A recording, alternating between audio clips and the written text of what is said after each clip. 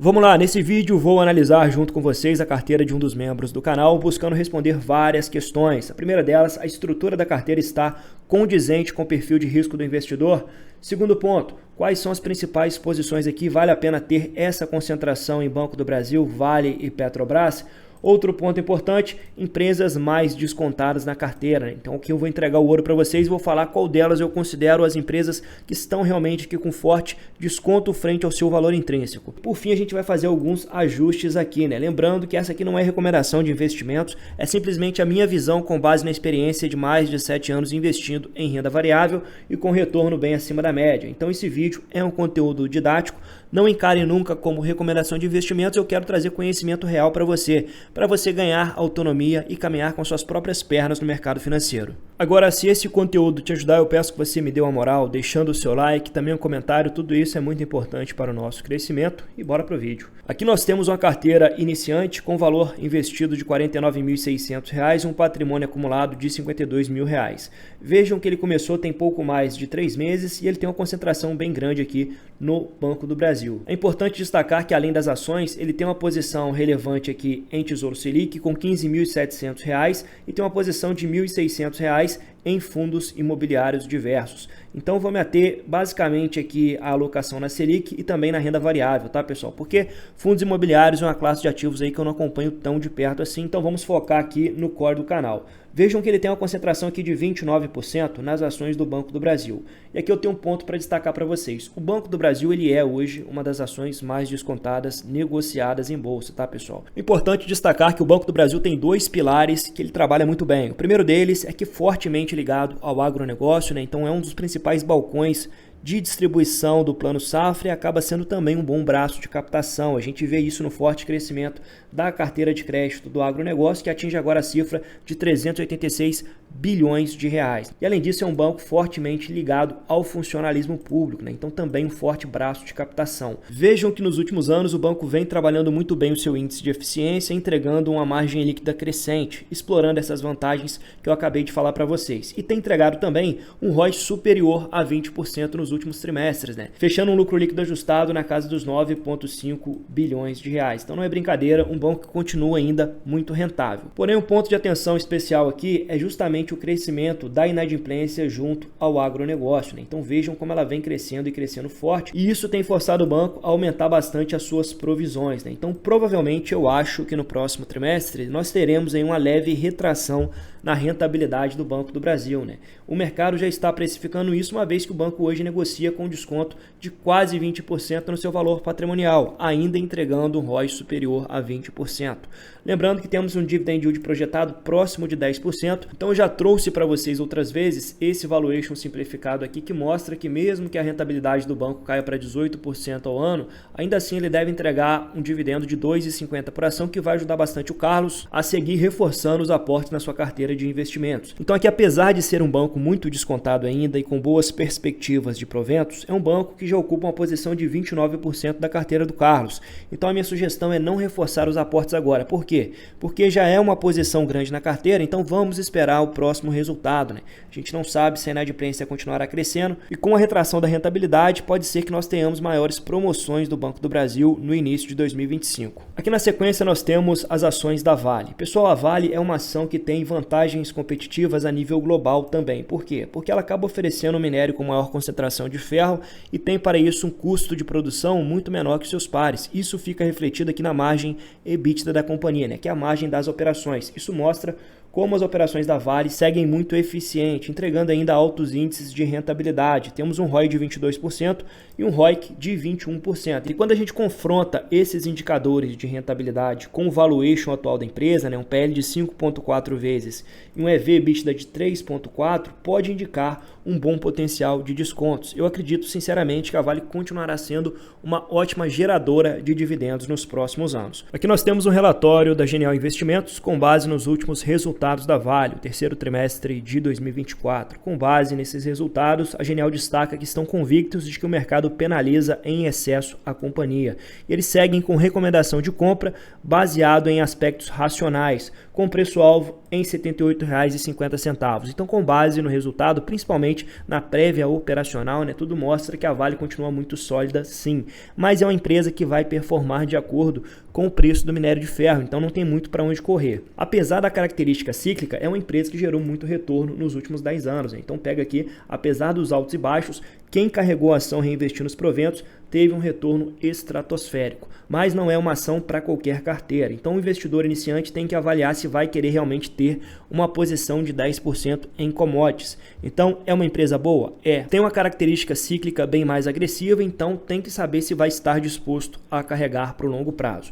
Na sequência nós temos a Transmissão Paulista, é uma ação que eu gosto bastante. A Transmissão Paulista tem algumas vantagens interessantes de longo prazo, por trabalhar especializada nesse setor por muitas décadas e com ativos em toda a América Latina, ela consegue entregar um processo muito mais refinado. Vejam que ela entrega os lotes de transmissão 7 meses antes do prazo e com save em médio de 36% no CAPEX. Então 7 meses antes ela já começa a receber a sua receita anual permitida e além disso tem uma economia de custos na construção dessas torres de 36%. Isso gera um alto nível de eficiência para as operações. Além disso, é um setor que tem receitas previsíveis e todas blindadas contra a inflação, já que os contratos de longo prazo são todos reajustados pelo IPCA. A empresa tem entregado aí nos últimos anos um crescimento consistente de receita e lucros, e isso se deve aos investimentos tanto em greenfield quanto em reforços e melhorias. Por fim, tem uma excelente disciplina financeira com um payout de 75% do lucro líquido regulatório. Gosto disso aqui porque ela acaba permitindo que 25% permaneça com a companhia para potenciais crescimentos no futuro. Hoje a Transmissão Paulista trabalha um PL de 4,7 vezes e um P sobre VP de 0,78. Me parece uma ação muito descontada, principalmente considerando a margem líquida absurdamente alta de 46%. Isso aqui mostra como o setor de transmissão é um setor altamente rentável. Então, quando a gente tem uma margem EBITDA muito elevada, significa que as operações elas têm um baixo custo operacional para rodar. A empresa tem entregado um ROI de 16% e um ROIC de 13%, trabalhando com endividamento ainda controlado, mas vejam, pessoal, que esse endividamento deve crescer aí no curto e no médio prazo com os investimentos fortes que a empresa vem fazendo. Apesar dos lucros crescentes, da boa distribuição de proventos e do valuation descontado, eu exigiria uma margem um pouco maior aqui na Transmissão Paulista em decorrência da RBSE que vai vencer em 2028. Estamos falando aqui de um downside de 50% na receita da companhia. Então, para o Carlos, que é membro do canal, eu sugiro que ele siga o preço teto estabelecido aqui na planilha para membros, tá? Então aqui temos um preço teto bem mais conservador, embutindo uma boa margem de segurança. É apenas uma sugestão, eu apenas compraria nesses preços. Na sequência, nós temos uma posição de 10% nas ações da Petrobras. Galera, a Petrobras é uma ação que ainda continua muito barata, com preço-lucro de 5,8 vezes, entregou um caminhão de dividendos, 16% de dividend yield, não é brincadeira para quem carregou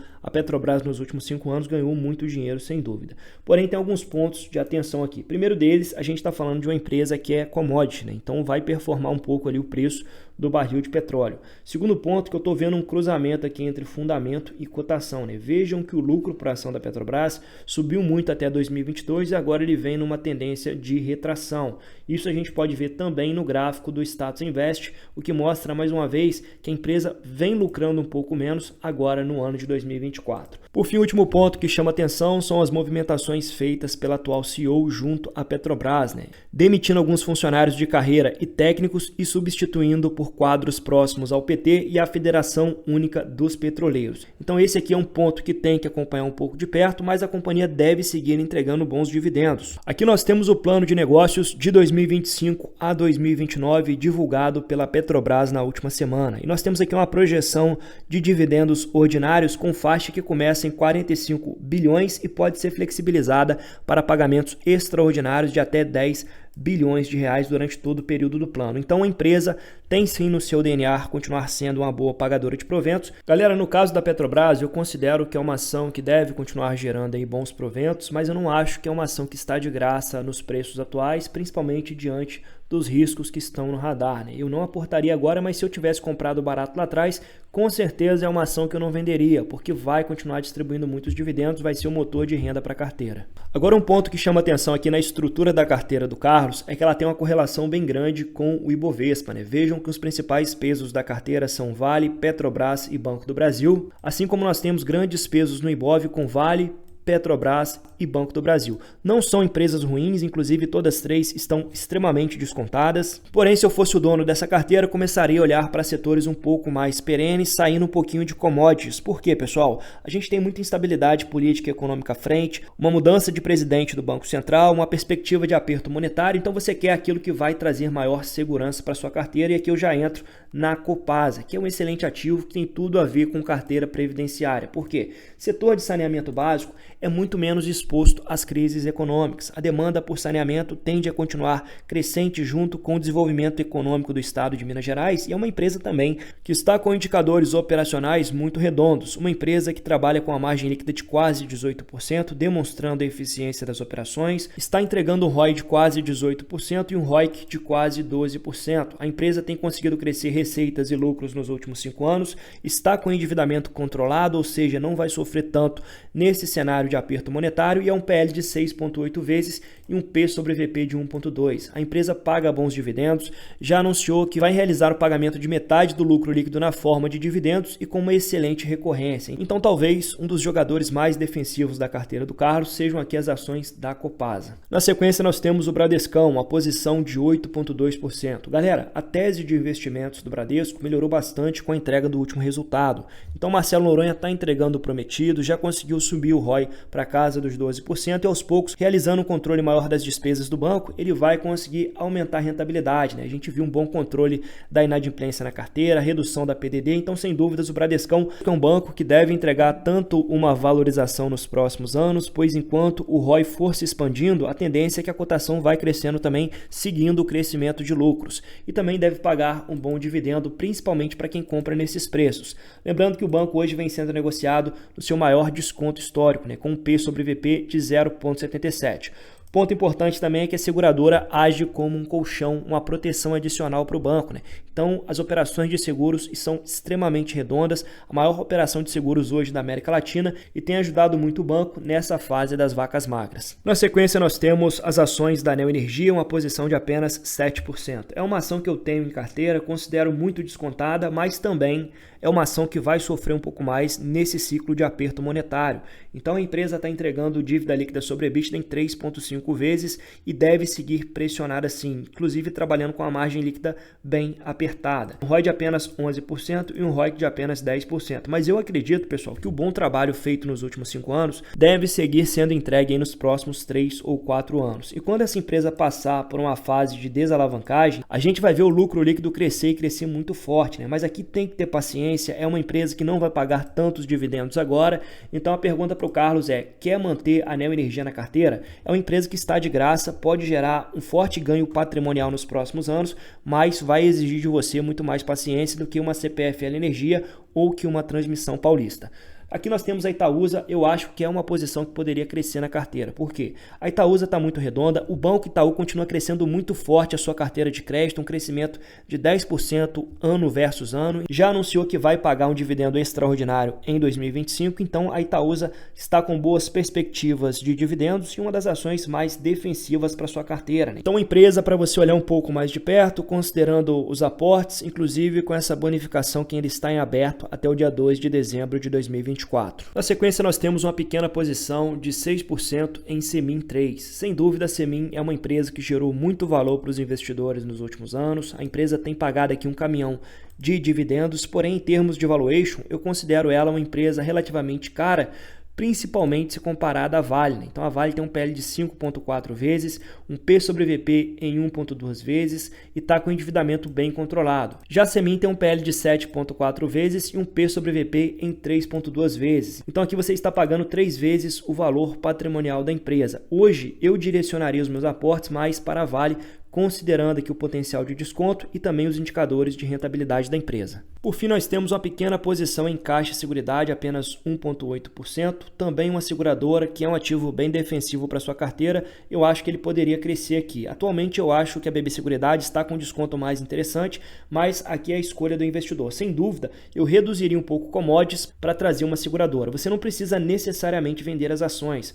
mas direcionar os aportes para setores mais perenes agora, de maneira que a longo prazo você tenha uma posição majoritária nesses setores, né? Aqui as empresas mais descontadas da carteira são Banco do Brasil, Bradesco e Neo Energia. Sem dúvida, essas três ações eu considero que estão extremamente descontadas nos preços atuais. Em termos de diversificação, eu considero que tem muitas empresas para um patrimônio investido de R$50 mil, né? Eu reduziria bastante aqui o número de empresas, ficaria com as principais posições que eu quero de fato carregar para os próximos 10, 15, 20 anos. Não tem jeito, apesar do investidor querer comprar todas as ações baratas, o que enriquece mesmo é permanecer comprado em excelentes empresas a longuíssimo prazo. Então, o ideal é você casar aqui um valuation interessante, com empresas com bons indicadores de qualidade e empresas que você pretende de fato carregar aí para os próximos 10, 15, 20 anos, né? Com viés previdenciário, porque esse acúmulo patrimonial é que vai gerar uma explosão de renda passiva para você lá na frente. Se você curtiu esse vídeo e quer ter a sua carteira analisada publicamente aqui, considere assinar esse canal por apenas R$ 4,99 para ter acesso a diversos benefícios, como